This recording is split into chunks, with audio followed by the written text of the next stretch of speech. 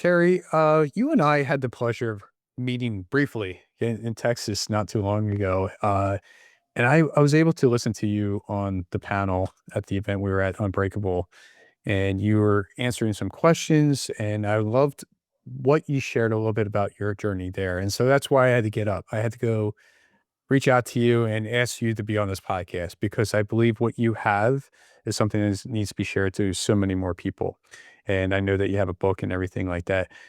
And I would love to dive deeper into your journey, but I would love from you first, Carrie, just start off with like who you are, and where you're at today. And then we could just focus on how you got to where you are. Okay. Well, my name's Carrie Eaton, and so happy to be here with you. Thank you for this opportunity. And we currently live in Elgin, Texas. I take care of my mom. She's 92. I've been doing this for over 3 years. And about 2 years ago, God put it on my heart to write this book out that we just wrote. And so we went on a healing journey, and I put it off for a year just because I didn't want to confront all the pain and all the grief and all the sorrow that comes along with writing this book out. And it's about my 3-year-old daughter that was in a horrific accident, and she passed away in 1995. But God's given me clear direction on a lot of things, and He's given me hope, and I know I'm going to see her again, and that's what I hold on to. That's what keeps me going, and I wanna help as much people as I can or how many people I can while I'm here, because I know this walk is hard.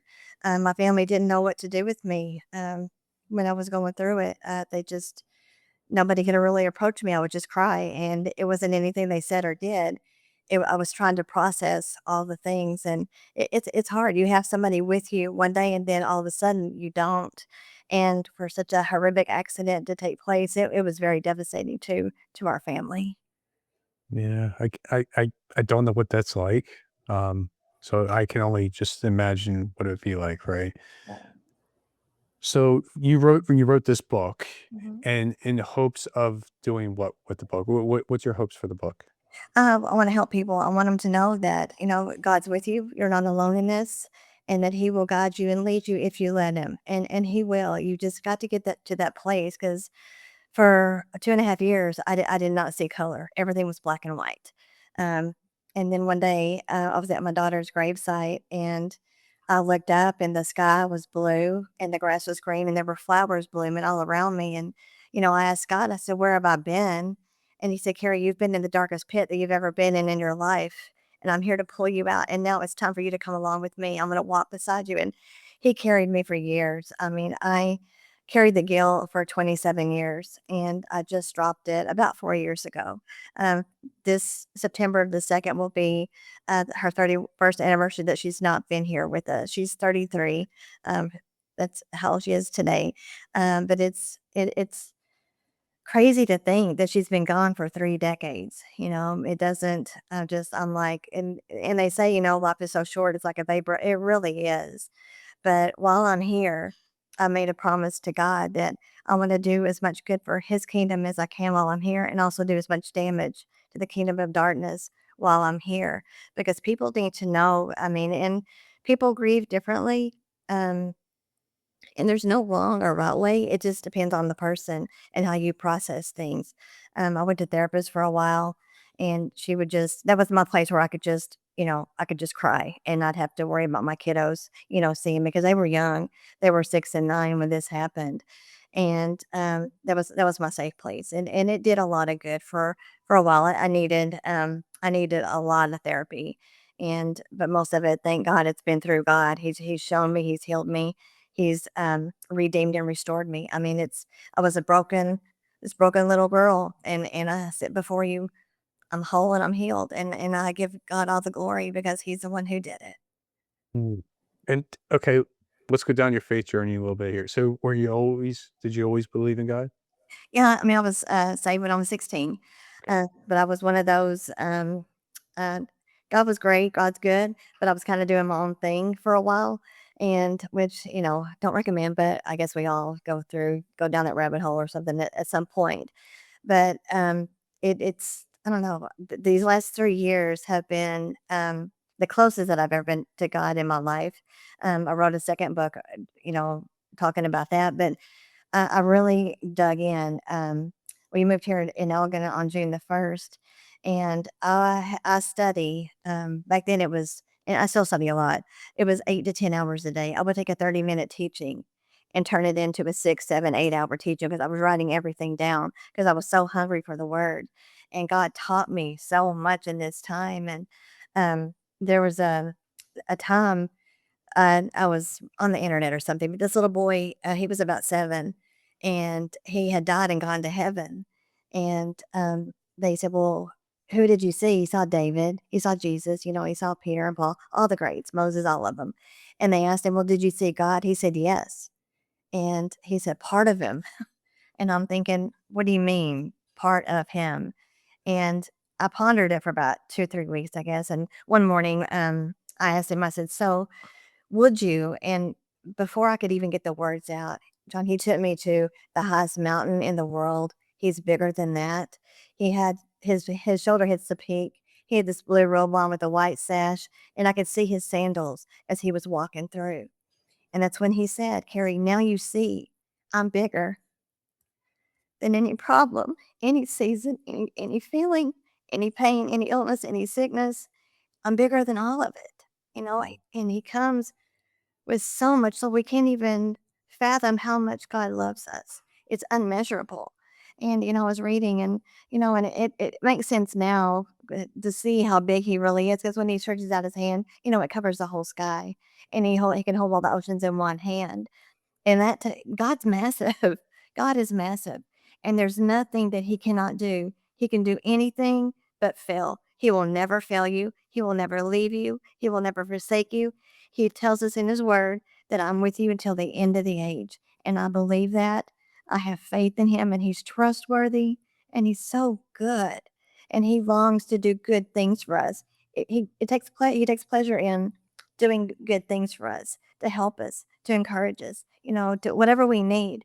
Because I'm in a point in my life where I'm relying on God for everything, you know, and He's providing, and it's so awesome to see His hands all over my life, even on a daily basis. You know, He meets all of our needs every single day, whatever it may be, little, small, and He just keeps pouring it on, just keeps pouring it on, and He tells us in His Word that, you know, I reward those who diligently seek Me out, and God put us in a brand new house 2 years ago in April, and that's what he told me. He said, "I reward those who diligently seek me out." And I'm like, "But God, I mean, I've never lived in a brand new house before, and it's so nice, and it's just it's really it's beautiful. God, of course, God did a great job. I mean, He always does, but it was just more than I could ever dream, think, or imagine. And that's what He told me the day that we were signing papers on the house, that I'm going to do more for you than you can ever dream, think, or imagine. So just get ready. And the house that we were looking at before, it's 3 times as big as that one. And I told him, I said, if this is where you want us, that's fine. But I think I was so content with what he was showing me. He said, "Okay, so we're going to bump it up." And I mean, my faith is leveled way up. I have no doubt. I mean, a lot of people say, "Well, do you doubt?" No, I don't, because I know my God will come through for me every single time. Now, do I have to stay in the Word? 1000%. I'm in it all day long. I'm reading, I'm picking it up, whatever, you know, whatever it is. And if I'm not reading, I'm talking to God. I'm like, "You need to help me with this, that, or the other. I can't do this without you." And He's always there. And if you will just give Him every area of your life, you'll be amazed at what He'll do for you. It, it's it's it's awesome. It's amazing. Yeah, I could tell from how you're explaining it. Uh, yes, he is something very powerful, and he could do so much. He's changed a lot in my life. Uh, Prayers have come answered, and I know more prayers are yet to come. Sure. But it's definitely a journey. Hopefully, a lot of people can go down this path and find, faith in God and know that they can get through whatever they're going through, right? And it might not be immediately taken care of, but Right. in time, Right. right? I'm curious if you could take us back to when you were at the gravesite, Sure. and you said how it went from black and white to beautiful sun, and the blue sky and everything. what could you say that was, like, different that made all that change for you, right? What was there some kinda action or something that took place? I think I was at the end of myself. Mhm. I'm gonna tell you, I haven't shared this a whole lot. I've shared it in my book, but I was drinking a whole lot of alcohol. I mean, for a long time, trying to self medicate myself, and I did cocaine for 3 months. Not proud of it. If I would have do it over again, I wouldn't have done it. But you know, it's part of it. I mean, I'm a human being. I was trying to get some kind of relief of the pain, and and I mean, it doesn't work. None of it works, but God. But I think that when he had me come out to there, it was a divine appointment, I think for sure, because I had been missing her. Did she feel anything? I fell for all the what if lies. What if she felt this? What if she felt that? If you wouldn't have done this, if you wouldn't have done that. I mean, it was straight up lies from the enemy. I know that, and I played right into his hands for years. And I think that God said, "Okay," kind of like with Job, it's enough. It's enough, and that's when he picked me up. And we've been walking this walk, and even in the early days, whenever everything happened, and after that day, after I started seeing color again, things shifted for me. I mean, I know that God didn't do this. I never blamed God. I know who I know exactly who's behind it. Because John 10:10, the enemy comes to kill, steal, and destroy, but Jesus came to give life and give it to us abundantly. I know that, and Jesus said, in the world you will have trouble. It's a promise. It's not if it's going to happen; it's going to be when it happens. But I never was mad at God. I was never doubting Him. I knew He didn't do it. I didn't understand. I mean, I was like, why, why? But it's I felt like for a long time that I was being punished for something, but God does not do that. I'm just going to say that God does not punish us. He will correct us, but He does not do something like that extreme to punish us for something that we messed up on. We're all human beings. He knows that, and with that particular day, I mean, I remember it. I can smile about it because that was the first day. It was like a new day. It was a new beginning because I could, see color again. And I've always been a very upbeat, positive person.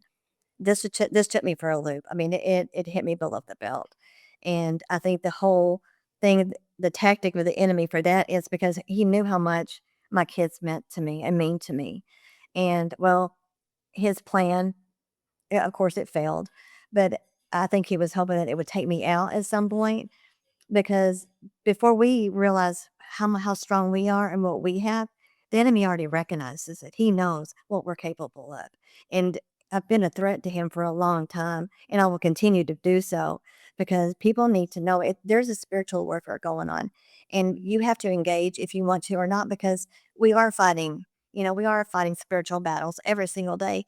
Your feet hit the floor, it's on because he's going to come at you. It's whatever it is, your weakness, or if you're doubting something, or whatever it may be. He uses different things because he studies us and he knows our habits and what makes us tick, that kind of thing. And he's very patient, and he will wait until an opportune time, just like he did with Jesus when he attacked his identity, and all the things that he did to him. And when he after he was in the wilderness for 30 days, and I'm just like, well, we're not any better. We're going to get attacked, and you just have to be ready. And every day I put on the armor of God. I mean, it's a full on. It's God's personal armor that He's handing us every single morning, and I put it on piece by piece because I've got to because I want to be protected. And I want to be ready. You don't get ready for battle the day of the battle. You get ready before you prepare. And I think going through all some of this stuff that I've gone through these last 3 years, I've been in a battle, um, God's in the middle of redeeming and restoring my family. My other 2 daughters don't talk to me, but they will. It's coming because God told me your generations are coming back to you. I said, okay. And then, you know, God God's timing, is perfect every single time. And you just have to say, God, my times are in your hands. We can't make him speed up and do anything. That's not what faith is. when we're waiting, we're in the wait, that's where our faith builds and grows and gets strong. And that's the reason why he makes us wait a lot of times. That's very true. That's well said. I appreciate you sharing all that. Yeah. Yeah, I can think personally, waiting for a very long time, not knowing when something was gonna come, and eventually it just came, right? Right. Um, and who knows what else is yet to come for me, but I think just having some, even if it was just sit down and praying, right? And maybe they're not, people aren't as far into the Bible as, others are, but it's just taking the action, having starting some kind of small practice to get started. Um, Carrie, I didn't share this with you yet that, for me, my journey started with, I started saying thank you for a while, just waking up every day, just be grateful to be alive, right? Yeah. And then one day, thank you God came up, and I'm like, I don't, at the time I had no idea what it was. And so I'm in like a 3-year faith journey of my own. So that led me to starting to go to the church, et cetera, right? And so, I'm still learning all the, the verses and all that kind of stuff. But it definitely changes how you look at life, right? Uh, there are moments, I'm sitting at the house and I'm alone, but am I really alone? No, I'm not, right? And so I can pray, I can lean on. I know that, for me, he's there next to me, he's behind me, right there along the way. Right. And that's what I got from you. You sharing your journey, he was always there, even though at the hardest times you might have thought that he wasn't, but he was, You want right? 100%. Yeah. I agree.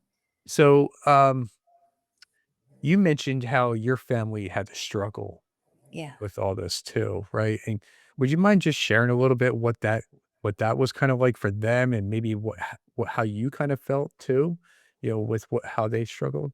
Yeah, it's, and okay, so let me first say that nothing like this has ever happened in my family before, Mhm. and so nobody knew what to do with me, and I was just so, I don't know, distraught a lot of times, um, felt like there was no hope. I was looking down at just, I was just walking in darkness, I felt like at the time, because you get so into grief because it's like it consumed me. I mean, it just ate me up. And my dad, um, he passed away in 5 years after Chelsea died. He passed away in 2000, but he would just hold me and let me cry, and he would cry with me. And he said, "It's gonna be okay. You're gonna see her again, and not, all the things." And but when you're in it, you're like, well, when am I gonna see her again? I gotta go my whole life, struggling and all the things, but I had to lay it down. And, my family, a lot of them, they didn't come around me because they didn't know what to do. They didn't know what to say. Because, like I said, it would be anything, and I would just cry. I mean, example, um, I used to take, I know this isn't probably the best, but I used to take my kids to McDonald's, to get Happy Meals, like on, our Friday night or something. And I guess a week after the funeral and everything, I accidentally ordered 3 Happy Meals instead of 2, just out of habit. And I was just like, oh, it's like, and I just cried in that drive-through, and I'm just like, "God, you gotta help me here. You gotta show me some direction. How do I handle this and, you know, um, be strong for my other 2 little girls?" They were lost, you know, and, um and I wasn't there with them when the accident happened, so I don't know what they saw. I don't know what they heard, and that sorry, Okay. it undoes me because I don't know what they saw, and once you see something, you cannot unsee it, and I know my oldest daughter, she really, struggles with that, with losing her and the guilt and the shame and all the things. And, it was 2 little girls trying to take responsibility for something that they should not have been ever responsible for. They were at a babysitter's that should have been on the babysitter. But I guess whenever you lose somebody like that, I heard it a lot. you want to lay the blame someplace because we're not supposed to bury our children. That was the hardest thing. I'm like, this is just flipped to where it's supposed to be. We're not supposed to do this. They're supposed to bury us. And that was just, oh, I struggled with that for a long time. I struggled with a lot of things for a long time, but I had to get to the point to, you know what, I can't do this on my own. And that was clear. And probably about a year after she passed away, my jaw was hurting a lot. And I went to a little Pentecostal church one night and I was worshiping. And whatever it was, I believe it was the spirit of depression because I could feel it unwinding off my jaw. It was all the way across my jaw. I felt it unwind and then it left. And I've never had it since. But I feel that was the spirit of depression. And because I was so deep in it and so sad all the time. I mean, in the mornings especially, that was our time because my other 2 daughters are a little bit older, so that was me and Chelsea's time to, have, breakfast together or do whatever we wanted to, but that was tough. But, and it just I don't know, God has done so much, and to look back, I don't even recognize that chick that was back there. I don't, because he always tells us, "Leave what lies behind and press on to the joy that I have set before you," and that's what I do every single day. The minute my eyes are open, I'm thanking God, just like you. I thank God for everything. I mean, from I don't know, toothpaste, toothbrush, bath towels, washcloths, our home, everything in it, everything. And I know God's probably giggling, but it makes me happy to realize how much we have, because He didn't have to give all this to us, but He did, and I think He loves a heart of gratitude. And I think that um, really makes Him smile. I really do, because we're so thankful. Yeah. It's so I'm thinking, right? So you navigate through all this, not Mhm. knowing where it was going to take you. You came back around, right? You Right. said that you're on your faith journey and everything, and you wrote these books, right? And so now you're sharing the message, right? You're on here on this podcast, you're doing others, etc., right? And you were speaking, so you're getting the word out, Yes. right? Did you see this coming? Like, right, exactly. I didn't think so. No. So right, and so now you have the opportunity to Mhm. share what you went through, so others can have assistance as well and navigate through that too. Right. Um, and so like it's a blessing in disguise, For right? sure. Yeah, and now you just said you finished the second book, or were you Yeah. writing it still? Okay. No, it's we okay. So we did the first one, my Chelsea book, in less than 30 days. We started it on Palm Sunday, and God just it's very much God breathed. Every word God said, I wrote, and I would I'd stop for a minute because I was just weeping because it just reliving this stuff. It's hard. I mean, you never get over losing a child. I don't think you ever get over losing somebody that you love, but like I said, I've got that hope that I know where she's at. I know I'm gonna see her again. Mhm. And the second book, that was written, probably less than 2 months after the first one. I mean, it was quick. And it's I've heard some people say, "Well, did they get accepted?" Yeah, I mean, it was like I sent it in one day, and the next day they're saying, "Congratulations, we accepted your books." So I was like, "Okay, well, this is this is definitely God is in it because everything's there." And when we got done writing this book, he said, "You know what, Carrie? You're not going to believe where this is going to take you. I'm going to do more through you than you can ever dream, think, or imagine." And with the kids that I'm not sure if you heard about Camp Mystic here with the floods last summer. Oh, yes. Oh. And, the book wasn't out yet, but I was like, "God, can we speed it up?" Because, I mean, I just wanna get that in their hands because, in the beginning, it's so hard because you don't know what to do with yourself. You really don't. Because like I said, they're here one day and then the next day they're gone.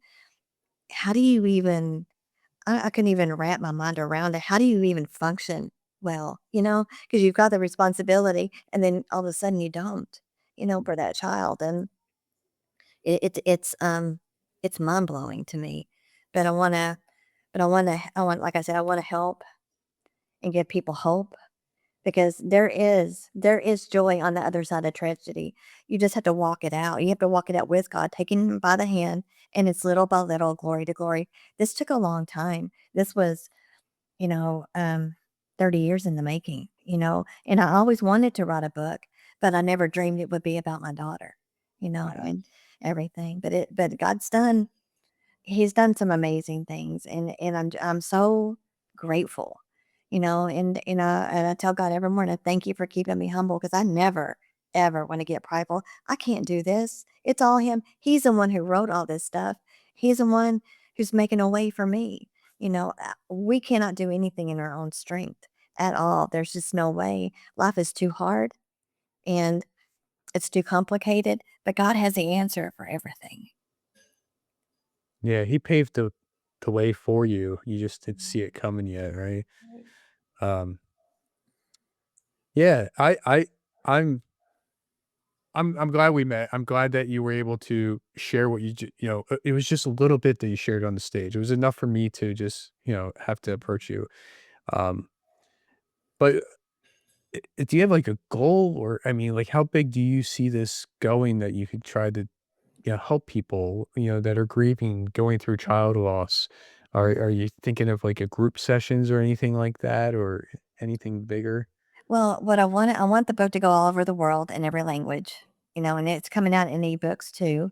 And then a friend of mine, she's going to let me do an audiobook at her studio. So that'll be good because I don't want somebody else doing it because the emotion's not going to be there. You know what I mean? Because I don't know how it was and what it felt like. Um, but I want to get it into the hands of everybody who needs it. And I pray every day, God, get it into the hands of people who need it because it's really going to help them because this is, like I said, it's God breathed. God has breathed on this book. He keeps breathing on it because every person who reads the book, they come up and tell me how much they love it. And I've got 5-star ratings, down the line.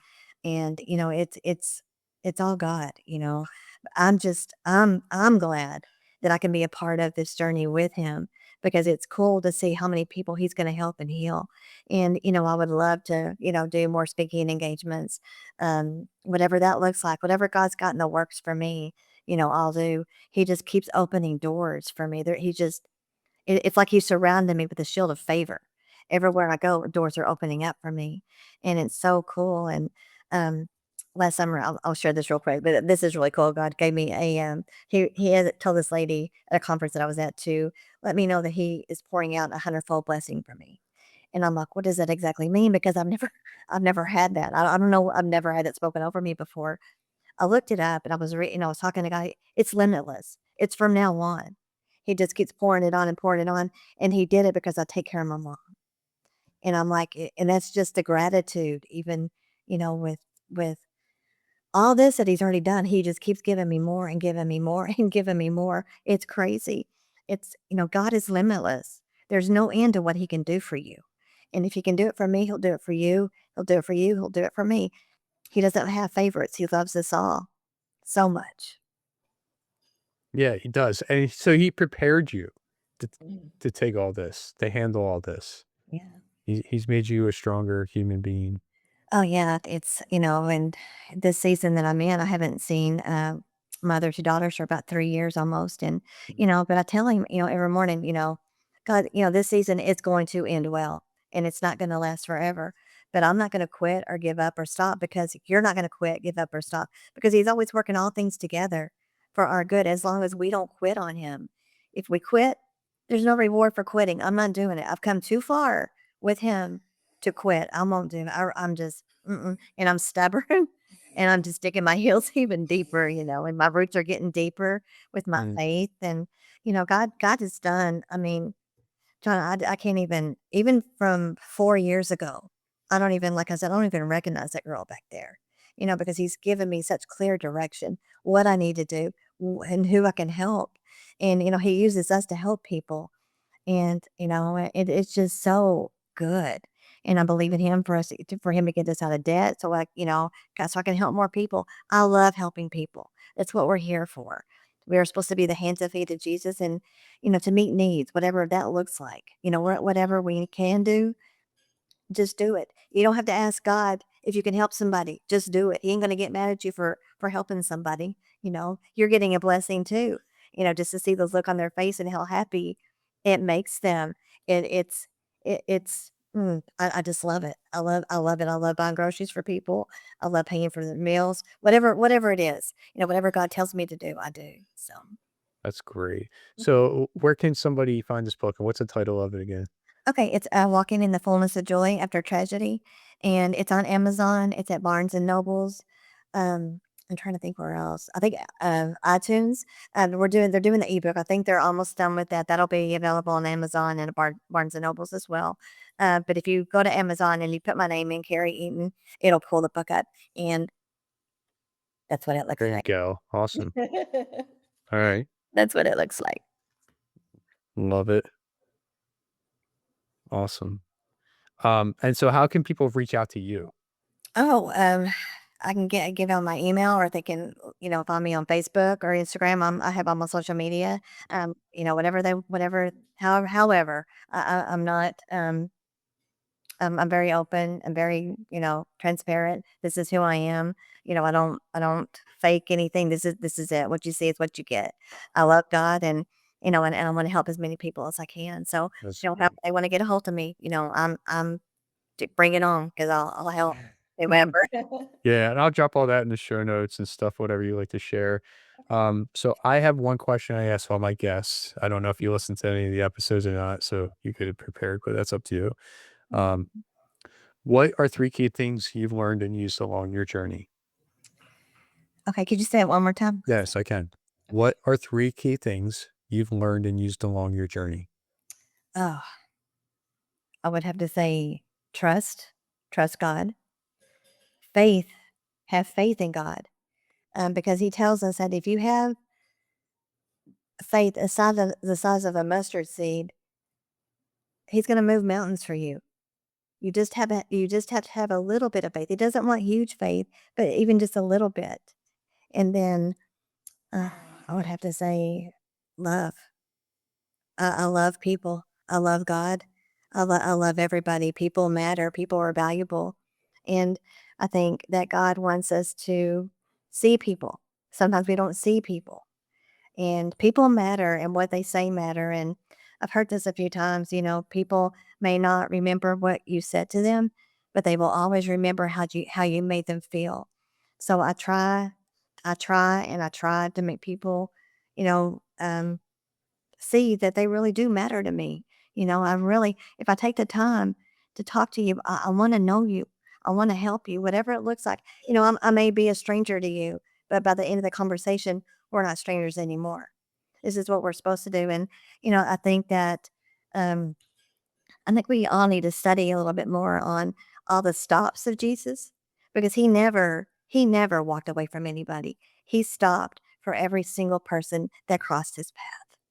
And I think we need to do that too. We don't need to be in such a hurry that we're, not helping people or not seeing them, because we are called to be the hands and feet of Jesus. And, I tell God every single day, give me your eyes to see, your ears to hear, and put your words in my mouth, what you want me to say to people.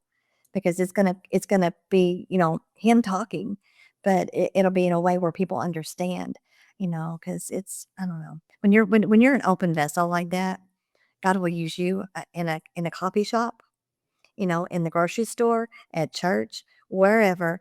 He's going to use you because you want to be used. And it matters to him, because God hates it when we mistreat each other. He hates it. And I hate it too. I hate to see anybody being mistreated, especially at church or, wherever else. But it hurts my heart, because I've been there. We've all been hurt, in some capacity, everywhere. But my goal is to make people feel seen and heard and loved. That's what I want them to feel when I leave them. I want them to know that they do matter to me, and they are valuable because they matter to God. He created each one of us, intricately and delicately and very carefully with his own hand. We were created by the hand of God. If you think about that, that's mind blowing. He was there, and he's called you to his purpose, because we love him, and he's got a great plan for your life. Don't get this, I guess, don't get discouraged, and if you feel discouraged, dig in the Word because all the answers are there. If people would just stop and say, well, where can I get all the answers? Well, God knows everything. God sees everything. God hears everything. He's your source of everything. That's who you need to run to every single time. Not to your phone, not to your friends, but to God. And when you put Him first place, it's going to be amazing where He's going to take you. It really is. And you're a testament to that. Yes. I love him and there's nothing that I won't do. Whatever he wants me to do, I do. I'm like, okay, if you're asking me to do it, you've already equipped me to do it. It's like the Israelites. All you got to do is step into it. He didn't part the seas until they stepped into it. And then he parted it, dry land, everything. And that to me, I'm like, God, you can part the waters, you can move mountains, you can do anything, you can do anything if we ask. And a lot of people, well, I don't have this or that. Well, my question is, have you asked God? Well, no. Well, if you don't ask, He's not going to give it to you. He knows that you need it, but He wants that conversation with you. He wants that intimate relationship because He loves you and He's got a great plan for you, but you got to trust Him. And that, I mean, we can't trust ourselves because we're going to fail every single time. We're human beings, but God will never fail. God will never fail you. Never. He can't. It's not His nature. It's not His character. He loves. He's a lover and he's a giver. He gives generously. That's why He calls us to be generous. Give. Help. Pour into people. They need it. They need to be encouraged every single day. I need to be. I preach to myself. If I get up and I'm not in such a great mood, I preach myself happy because of all the things that God's done for me. And I remind him His scriptures, what He said. You told me this or you told me that. Therefore, this or that. You told me that and you promised me that you will always take care of me. And I'm holding you to that. And I'm obedient to you. And I know you're faithful to me, and He really is. He really, really is. You give it. And if some people who are listening to this don't have a real strong relationship with God or maybe afraid of Him, don't be afraid of Him. He loves you. We're supposed to, have reverential fear and awe of God. That doesn't mean we're afraid of Him. That means we hold Him to the most high honor and respect for Him because He is to be respected. He's God. He's created everything. He's so powerful. His words that came out of His mouth created everything that you see, and He maintains everything. That's another thing. I'm looking at the moon. I'm like, I'm just like, God, I love how you maintain everything. It's so cool. Yeah, it's cool. Those are great. So it was trust God, faith in God, and love. Yeah. Yeah. Well, thank you. I appreciate Carrie you coming on, you sharing your journey, sharing how you're helping others, getting your book out there, speaking. So if anybody's watching this or listening to this, check out the links and go buy Carrie's book and learn what she went through and how you can get through it, and also hand it off to somebody else that needs help too. Yeah. 100%. I'd Mm, love to help. yeah, thanks for coming on. You're welcome. Thank you for having me. Sure.